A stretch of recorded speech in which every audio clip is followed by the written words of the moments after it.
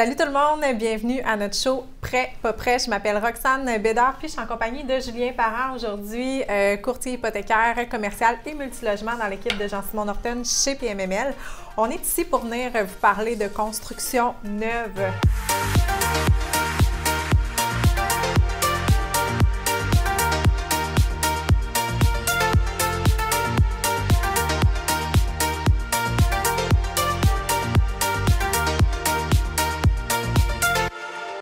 Je pense que c'est pas un secret pour personne. Le parc immobilier est vieillissant au Québec, puis la revalorisation du parc est présentement la responsabilité des investisseurs, que ce soit par les travaux majeurs qui sont effectués sur les immeubles existants ou par la construction d'immeubles multilogements neufs. La demande est grandissante aussi de la part des locataires. Puis, qu'est-ce qui explique ça, à ton avis, Julien? Principalement, on remarque une mouvance démographique vers les grands centres urbains et autour des grands centres urbains. Donc, cette mouvance-là accroît la population et accroît la demande de l'immobilier en général, c'est-à-dire autant dans le jumelé, dans le condo, dans le résidentiel.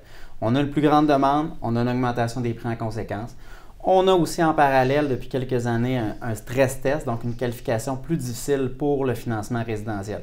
Donc, c'est plus cher, c'est plus difficile de se qualifier. Les gens se tournent vers le locatif. Le locatif usagé, par contre, ne répond pas vraiment à cette demande-là. Donc là, on se tourne vers un locatif neuf parce qu'on a un standard de qualité qui est plus élevé. Et c'est ce standard-là qui répond à la demande qui est croissante. Puis justement, pour appuyer ces informations-là, PMML vient de sortir le rapport de marché du 4e trimestre de 2020 qui couvre l'année au complet.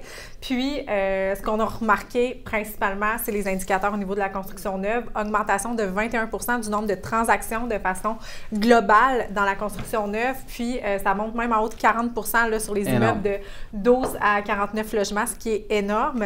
Il y a beaucoup d'avantages à la construction neuve. Oui, on a plusieurs avantages que les investisseurs apprécient, notamment le tribunal administratif du logement n'interfère pas dans l'augmentation des loyers des 5 premières années.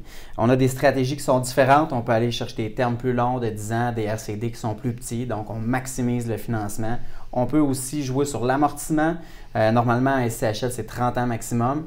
Maintenant, on peut aller chercher avec du neuf ou du presque neuf, 35 ans, voire 40 ans. On a des programmes SCHL aussi de financement qu'on peut dépasser le 85 % d'RPV. Donc, on maximise le financement sur plus longtemps avec un plus gros ratio de financement. Donc, c'est très avantageux pour les investisseurs. C'est une réalité qui est complètement différente qu'on compare plus à un long fleuve tranquille. Donc, on a beaucoup moins de rebondissements quand on traite avec du neuf. On a des dépenses d'entretien qui sont beaucoup plus petites également. Puis, c'est quelque chose sur lequel on va vous revenir aussi, là, que ce soit le prêt construction, le bridge de construction qu'on appelle, le T4 SCHL, puis les programmes aussi de la SCHL, comme tu parlais, principalement le logement abordable qui vient aider là, largement les investisseurs là, au niveau des constructions neuves principalement. Oui, donc on vous prépare des capsules à venir, comme dirait un de mes amis courtiers. Stay tuned!